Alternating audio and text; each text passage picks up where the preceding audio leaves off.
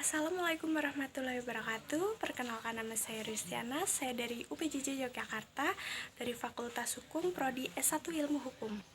Sebelumnya, welcome to my first channel.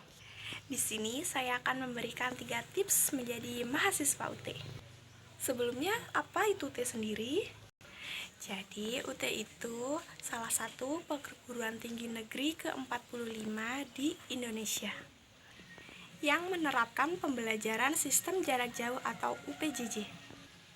UPJJ atau sistem pembelajaran jarak jauh ini dilakukan secara tidak langsung atau tidak bertatap muka, melainkan menggunakan media cetak seperti modul atau internet berbentuk video dan lain sebagainya. Jadi, gimana sih pembelajaran di UT itu sendiri?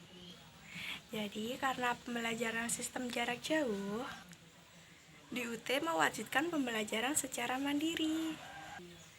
Di sini saya akan memberikan 3 tips menjadi mahasiswa UT.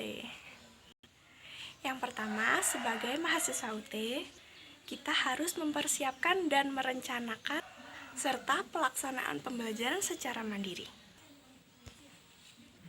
Yang kedua, kita harus membuat jadwal pembelajaran secara mandiri.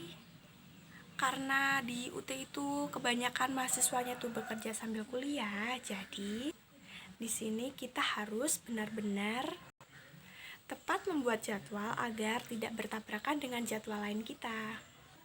Dalam artian kita membuat jadwal atau schedule supaya tidak bentrok dalam jam kerja kita. Yang ketiga, kita harus membuat jadwal secara tepat. Kita harus mengerjakan tugas sesuai deadline. Seperti saya sendiri adalah mahasiswa UT non-TTM SIPAS. Sebelumnya, apa sih non-TTM SIPAS itu? Jadi, non-TTM SIPAS itu tidak bertatap muka dengan dosen secara langsung, melainkan menggunakan aplikasi di SIA UT AC ID.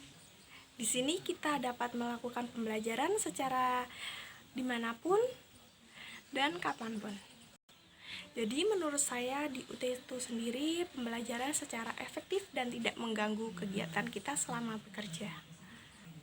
Oh iya, jadi non-SIPAS TTM itu adalah paket sistem semester yang dilakukan secara tidak bertatap muka secara dosen secara langsung, melainkan kita diberi tugas secara online seperti saya. 1 minggu sekali itu harus mengajarkan 6 matkul atau 6 mata kuliah yang harus diselesaikan secara 1 minggu itu.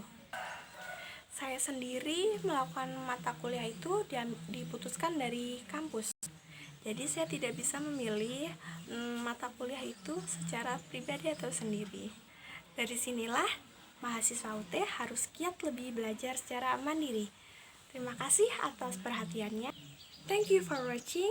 Semoga tips dari saya bermanfaat. Assalamualaikum warahmatullahi wabarakatuh.